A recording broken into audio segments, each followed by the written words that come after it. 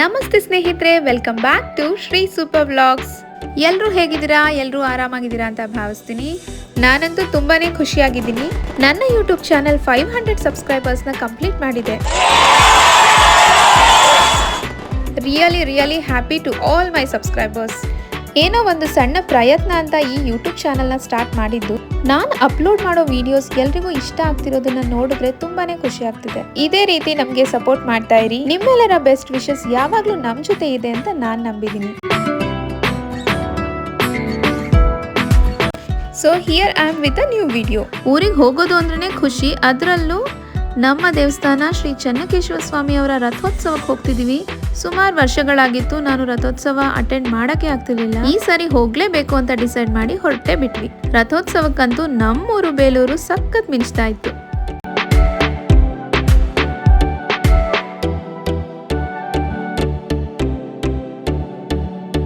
ರಥೋತ್ಸವಕ್ಕೆ lightings arrangement ಎಲ್ಲ ತುಂಬಾನೇ ಚೆನ್ನಾಗಿ ಮಾಡಿದ್ರು. ನನ್ ಮಗಳಂತೂ ಇದನ್ನೆಲ್ಲ ನೋಡಿ ಸಖತ್ ಖುಷಿ ಆದ್ಲು. ಯಾವಾಗ್ಲೇ ನಾವು ಊರ್ ಕಡೆ ಹೋದ್ರು ಇಲ್ಲೇ ಇದ್ಬಿಡೋಣ ಅಮ್ಮ ಪ್ಲೀಸ್ ಅಂತಾಳೆ. ಇಲ್ಲೇ ಇರಕ್ಕಾಗ್ಲಿಲ್ಲ ಅಂದ್ರೂ ಅಟ್ಲೀಸ್ಟ್ ಹಾಲಿಡೇಸ್ ಅಲ್ಲಾದ್ರೂ ಅವಳನ್ನ ಕರ್ಕೊಂಡು ಬಂದು ಅವಳಿಗೆ ಇಷ್ಟ ಆಗೋ ರೀತಿ ಎಂಜಾಯ್ ಮಾಡಿಸ್ಬೇಕಂತ ಈ ಸಾರಿ ರಥೋತ್ಸವಕ್ಕೆ ಲಾಂಗ್ ವೆಕೇಶನ್ ಅಲ್ಲಿ ಬಂದ್ವಿ.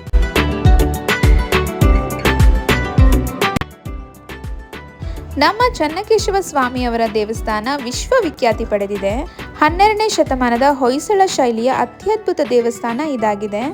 ವಿಷ್ಣುವರ್ಧನ ರಾಜನ ಆಳ್ವಿಕೆಯಲ್ಲಿ ನಿರ್ಮಾಣವಾದ ಈ ದೇವಸ್ಥಾನವು ಶ್ರೀ ವಿಷ್ಣು ದೇವರಿಗೆ ಅರ್ಪಿತವಾಗಿದೆ. 2023ರಲ್ಲಿ ಇದು ಯುನೆಸ್ಕೋ ವಿಶ್ವ ಪರಂಪರೆಯ ತಾಣವಾಗಿ ಘೋಷಿಸಲ್ಪಟ್ಟಿದೆ. ಇನ್ನು ಬೇಲೂರಲ್ಲಿ ಚೆನ್ನಕೇಶವ ಸ್ವಾಮಿ ರಥೋತ್ಸವ ಮಾರ್ಚ್ ಅಥವಾ ಏಪ್ರಿಲ್ ತಿಂಗಳಲ್ಲಿ ನಡೆಯುವ ದೊಡ್ಡ ಹಬ್ಬವಾಗಿದೆ. ಚೈತ್ರ ಮಾಸದ ಹುಣ್ಣಿಮೆ ಅಥವಾ ವೈಕುಂಠ ಏಕಾದಶಿಯ ದಿನಗಳಲ್ಲಿ ಈ ರಥೋತ್ಸವವನ್ನ ನಡೆಸಲಾಗುತ್ತೆ. ರಥೋತ್ಸವಕ್ಕೂ ಮುನ್ನ ಸಾಕಷ್ಟು ಉತ್ಸವಗಳನ್ನು ನಡೆಸ್ತಾರೆ. ಉತ್ಸವಗಳು ನಡೆಯೋ ಹೊತ್ತಲ್ಲಿ ರಾತ್ರಿ ಹೊತ್ತು ಸಾಮಾನ್ಯವಾಗಿ ಎಲ್ಲರೂ ದೇವಸ್ಥಾನದ ಹತ್ರ ಹೋಗೋದು ರೂಢಿ. ನಾವು ಹಾಗೆ ದೇವಸ್ಥಾನದ ರೋಡಲ್ಲಿ ಒಂದು ರೌಂಡ್ ಹಾಕೊಂಡು ಬಂದ್ವಿ. ನಾನು ಹುಟ್ಟಿ ಬೆಳೆದಾಗಿಂದ ಈ ದೇವಸ್ಥಾನಕ್ಕೆ ಹೋಗೋದು ಬರೋದು ಕಾಮನ್. ಬಟ್ ನನ್ನ ಹಸ್ಬೆಂಡ್ ಹಾಗೂ ಮಗಳಿಗೆ ಇದೆಲ್ಲ ತುಂಬ ಹೊಸದು. ದೇವಸ್ಥಾನದಲ್ಲಿ ನನ್ನ ಚೈಲ್ಡ್ಹುಡ್ ಮೆಮರೀಸ್ನೆಲ್ಲ ಅವ್ರ ಹತ್ರ ಶೇರ್ ಮಾಡ್ಕೊತಿದ್ದೆ. ನಾವು ಊರಿಗೆ ರೀಚ್ ಆಗಿದ್ದ ದಿನ ಗರುಡೋತ್ಸವ ನಡೀತಾ ಇತ್ತು. ಸೊ ಸಾಕಷ್ಟು ಜನ ಇದ್ರು. ಗರುಡೋತ್ಸವ ನೈಟ್ ಆದರೆ ಬೆಳಗಿನ ಜಾವ ರಥೋತ್ಸವ ಇರುತ್ತೆ. ರಥ ಕೂಡ ರೆಡಿ ಮಾಡಿ ನಿಲ್ಲಿಸಿದ್ರು. ದೂರದ ಊರಿಂದ ಎಲ್ಲ ಜನಗಳು ಬಂದಿರ್ತಾರೆ.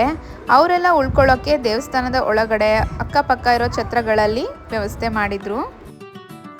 ನಾವು ಚಿಕ್ಕವರಿದ್ದಾಗಿಂದನೂ ಈ ರೀತಿ ಗರುಡೋತ್ಸವ ಹನುಮಂತೋತ್ಸವ ನೋಡೋಕೆ ಬಂದರೆ ದೇವಸ್ಥಾನದಲ್ಲೇ ಮಲ್ಕೊಂಡು ಆಟಾಡಿ ಎಲ್ಲ ಮಾಡ್ತಾ ಇದ್ವಿ. ಆವಾಗಿಗಿನ್ನ ಇವಾಗ ತುಂಬ ಜನ ಜಾಸ್ತಿ. ಬಟ್ ತುಂಬ ಗ್ರ್ಯಾಂಡಾಗಿ ಅರೇಂಜ್ಮೆಂಟ್ಸ್ ಎಲ್ಲ ಮಾಡಿ ಇವಾಗ ರಥೋತ್ಸವ ನಡೆಸ್ತಾರೆ. ದೇವಸ್ಥಾನದ ಒಳಗಡೆ ಹೋದ್ರಂತೂ ಹೊರಗಡೆ ಬರೋಕ್ಕೆ ಮನಸ್ಸಾಗಲ್ಲ, ಅಷ್ಟು ಚೆನ್ನಾಗಿ ಅನಿಸುತ್ತೆ.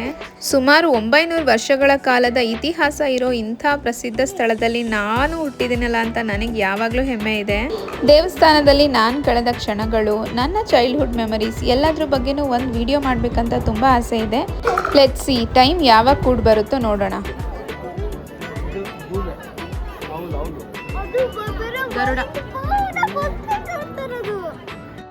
ಗರುಡೋತ್ಸವ ಶುರುವಾಗೋದ್ರೊಳಗೆ ಮಧ್ಯರಾತ್ರಿ 1 o'clock ಆಯಿತು. ಆದರೂ ಕೂಡ ನನ್ನ ಮಗಳು ಅದನ್ನು ನೋಡ್ಕೊಂಡೇ ಹೋಗೋಣ ಅಮ್ಮ ಅಂತ ನಿದ್ರೆ ಮಾಡದೆ ವೆಯ್ಟ್ ಮಾಡ್ತಿದ್ಲು. ಗರುಡ ವಾಹನದ ಮೇಲೆ ಶ್ರೀ ಚೆನ್ನಕೇಶವ ಸ್ವಾಮಿಯನ್ನ ಮೆರವಣಿಗೆ ಮಾಡೋದು ಈ ಉತ್ಸವದ ವಿಶೇಷ. ಈ ಸಂದರ್ಭದಲ್ಲಿ ದೇವಸ್ಥಾನದ ಆವರಣದಲ್ಲಿರುವ ಗರುಡ ಸ್ತಂಭದ ಬಳಿ ವಿಶೇಷ ಆಚರಣೆಗಳು ಕೂಡ ನಡೆಯುತ್ತೆ. ಈ ಉತ್ಸವವು ಹೊಯ್ಸಳ ಸಾಮ್ರಾಜ್ಯದ ಸಂಸ್ಕೃತಿ ಮತ್ತು ವೈಷ್ಣವ ಸಂಪ್ರದಾಯದ ಭಾಗವಾಗಿ ಶತಮಾನಗಳಿಂದ ಕೂಡ ನಡೆದುಕೊಂಡು ಬಂದಿದೆ. ಬಹಳಷ್ಟು ವರ್ಷಗಳ ನಂತರ ನಾನು ಕೂಡ ಗರುಡೋತ್ಸವ ನೋಡೋ ಹಾಗಾಯಿತು. ನನ್ನ ಮಗಳಿಗೆ ಇದನ್ನೆಲ್ಲ ತೋರಿಸ್ಬೇಕು ಅಂತ ತುಂಬ ಆಸೆ ಇತ್ತು. ಅವಳು ನೋಡಿದ್ದು ನನಗೆ ತುಂಬ ಖುಷಿ ಕೊಡ್ತು. ಗರುಡ ದೇವನ ಮೇಲೆ ಶ್ರೀ ಚೆನ್ನಕೇಶವ ಸ್ವಾಮಿಯವರ ಉತ್ಸವ ಮೂರ್ತಿ ಕೂತಿರೋದು ನೋಡಿದ್ರೆ ಒಂದು ಕ್ಷಣ ಯಾವುದೋ ದೇವಲೋಕದಲ್ಲಿದ್ದೀವೇನೋ ಅನಿಸ್ಬಿಡುತ್ತೆ. ಗರುಡ ದೇವನ ಮುಖದಲ್ಲಿರುವ ಆ ತೇಜಸ್ಸು, ಆ ಕಳೆ ನೋಡೋಕೆ ಅಷ್ಟು ಚಂದ. ಆ ದೇವರೇ ನಮಗೋಸ್ಕರ ಬಂದು ಆಶೀರ್ವಾದ ಮಾಡ್ತಿದ್ದಾರೆ ಅನ್ನೋ ಅಷ್ಟು ಸಂತೋಷ ಆಯಿತು. ಈ ವಿಡಿಯೋ ಇಲ್ಲಿಗೆ ಮುಗಿಸ್ತಾ ಇದ್ದೀನಿ. ಮುಂದಿನ ವಿಡಿಯೋದಲ್ಲಿ ರಥೋತ್ಸವದ ಕ್ಲಿಪ್ಪಿಂಗ್ ಶೇರ್ ಮಾಡ್ತೀನಿ. ನಿಮ್ಮಲ್ಲಿ ಯಾರಾದರೂ ಚೆನ್ನಕೇಶವ ಸ್ವಾಮಿ ರಥೋತ್ಸವಕ್ಕೆ ಹೋಗಿದ್ದಿದ್ರೆ ಕಮೆಂಟ್ ಬಾಕ್ಸಲ್ಲಿ ತಿಳಿಸಿ. ವಿಡಿಯೋ ಕಂಪ್ಲೀಟ್ ಆಗಿ ನೋಡಿದವರು ಲೈಕ್, ಶೇರ್, ಸಬ್ಸ್ಕ್ರೈಬ್ ಮಾಡಿ.